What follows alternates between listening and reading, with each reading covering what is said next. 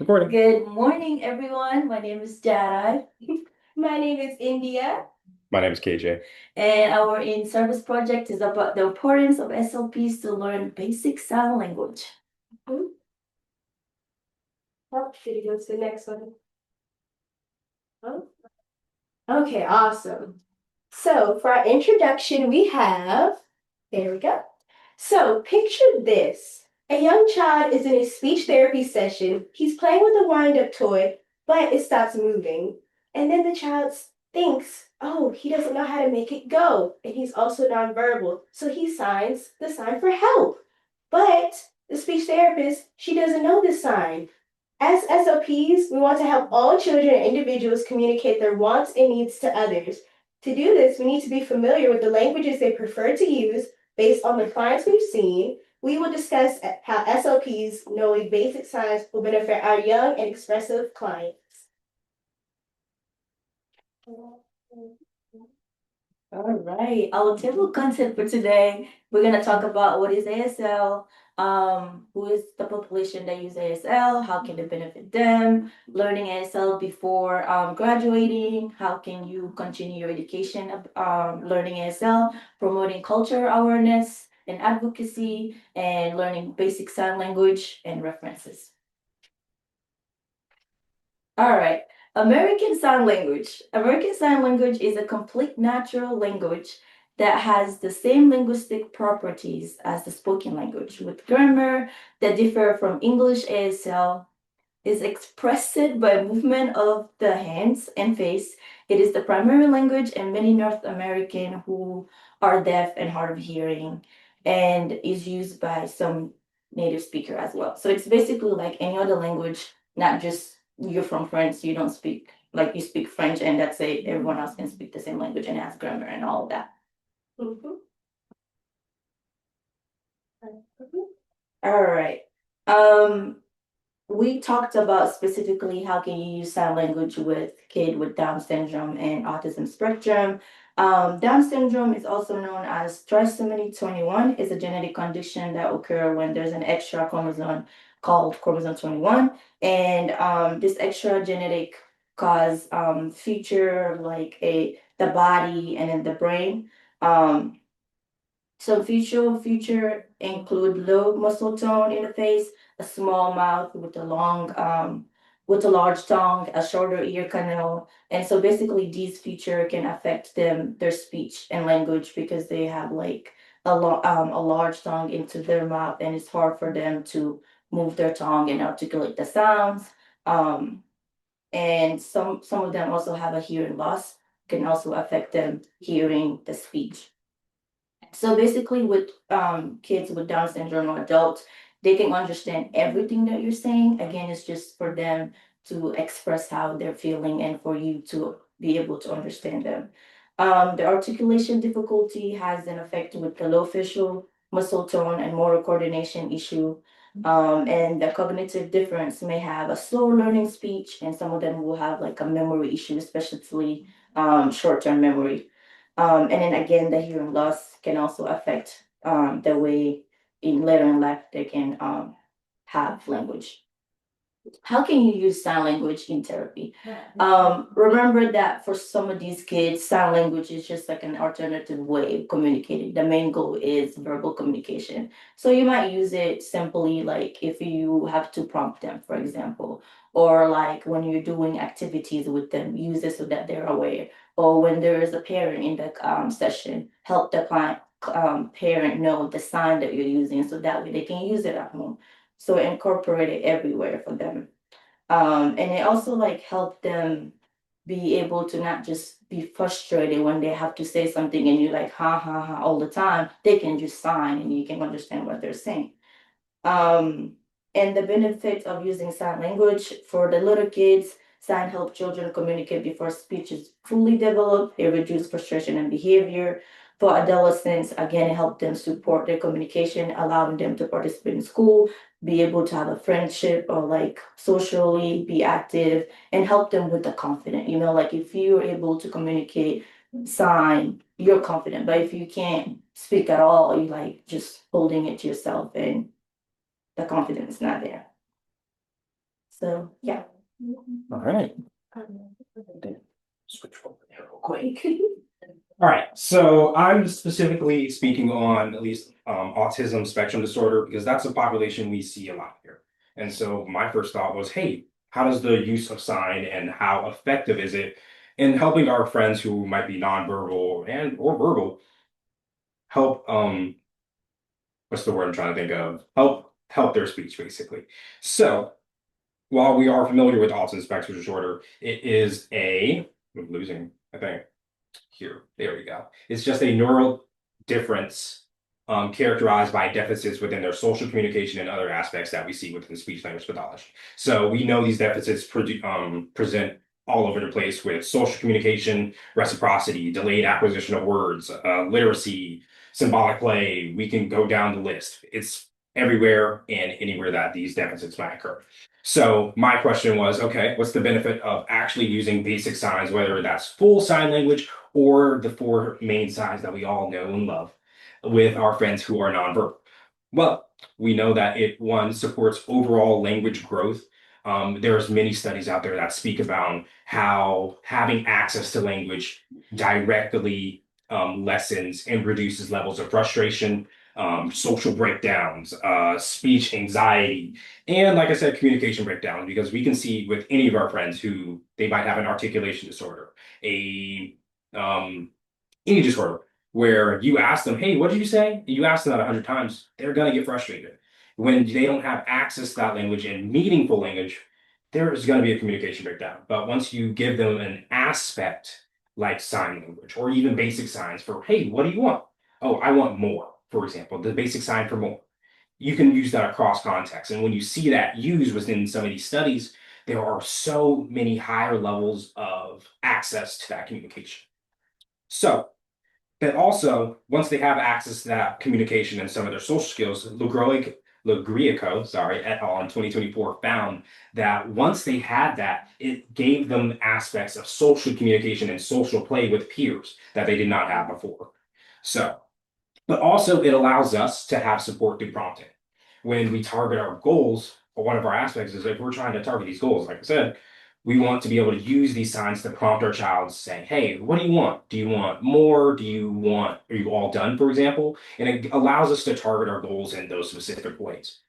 So the next question is, what can you do to actually support language growth with basic ASL or full-blown ASL, whichever aspect you should take? Well, Ray et al. In 2020 and 2017, I'm sorry, found that it is the quality and not the quantity of the signs that is being used. And the question is, what does that mean? Well, that goes to mean where if a child is using the sign, that is what we want, right? If they are able to approximate or imitate, that is what we want. It's not how perfect the sign is, but it's the meaning behind it. So, for example, in a case that we see with one of my clients is they will use the sign over and over again. They will do more while they don't get the complete hand sign correctly, or may not have the facial animations that sometimes go with how we use these signs. It's the meaning behind it. Hey, do you want more bubbles, for example? They can clap. And that goes to show they have the meaning behind the show, the sign. It is the quality for them, and there's meaning behind it. But also, it's consistent modeling across contexts. So as long as we are modeling the sign, while they might not be understanding, hey, I need to use this sign in this context, they are being shown, hey, this person's using the sign here. What if I try here, for example? That might help increase that language through the use of signs and modeling. So, but also something that we can teach our parents is choosing relevant signs for their own home environment, where we can use signs here in the clinic all day. That's fine, right? It's great. We want that, but we also have to take it, like I said in my previous point, across context. So if I don't know, you're at home in the kitchen and you want milk, you can say, I want more milk. You can do two signs, more and milk. And you're reinforcing the sign of more, but you're also introducing a new sign. So, yeah, that's my point. On to my next one. Sorry. Okay. All right, the next point is about learning ASL before graduation. So As an SLP student, we are required by our program to complete an ASL course to demonstrate our ability to serve deaf and hard of hearing. But what like many of us encounter is we only have one class in sign language. And after that, you don't use it anymore. And then they will tell you, well, it's great to use the little basic sign language of more and help. But then you go into your clinic, you're confused. You don't know how to integrate that into it. So I think moving forward, it would be really helpful, just like we're learning audiology and we have like undergraduate audiology and we have like the graduate time of that class. It would be helpful if at least we have two courses of ASL or like we are using it in the clinic, make it a requirement for us to learn it and help us learn so we'd be able to use it. Based on a survey from thing, Yeah. no, 2015, it reported that many graduate SLP are feeling unprepared. That makes sense. If you don't know what are you doing, you're gonna be unprepared. You're not gonna be confident, and so yeah, they feel unprepared to provide service requiring sign language and other. And the findings showed that it would be grateful if during our undergraduate or graduate school, the program is incorporating sign language in helping kids, not just deaf kids, but like Down syndrome, autistic children. So that way when we go to working by ourselves, we know what to do. Mhm. All right. And work, excuse me. And working off of that, so I, for one, understand that I wish that I had more training in ASL because now that I'm actually in the private practice setting, I see that a lot of children, whether it's if they have Down syndrome, if they have ASD, I haven't met any children that are deaf or hard of hearing yet, but I know in the future I will probably need to know those skills so I can communicate effectively with them. I don't want to just have the one sign more help. What if they know a whole range of vocabulary and I'm just sitting there like, how do I help this child? Instead of looking up last minute, it would be great to know this before graduation. And working off of that, that's why we believe that SLPs can work on improving and exploring their vocabulary in ASL through continuing education.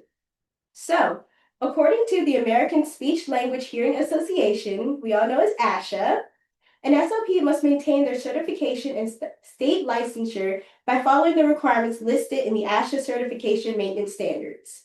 So, one of these requirements includes ASHA's continuing education units, or CEUs, also known as professional development hours, or PDHs.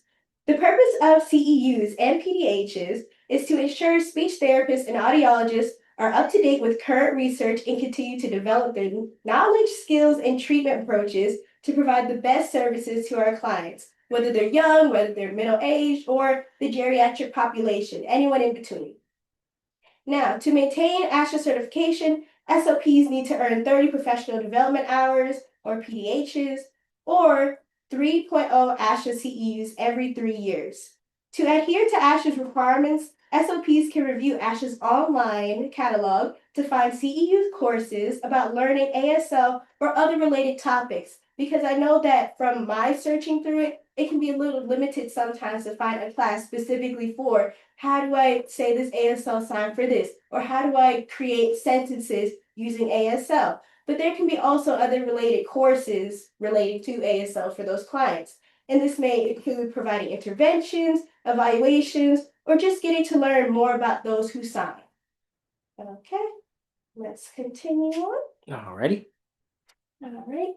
Transfer over real quick. Mhm. So, in terms of promoting some cultural awareness and advocating for some of our kids who might not be deaf but utilize certain aspects of basic signs and or sign language, first we want to basically always remember and remind our families that this is a way to enhance our language and communication at home. A lot of people are not tackling some of the myths that come along with using basic ASL, where it's not a way to replace language, but it is a way to enhance our language growth.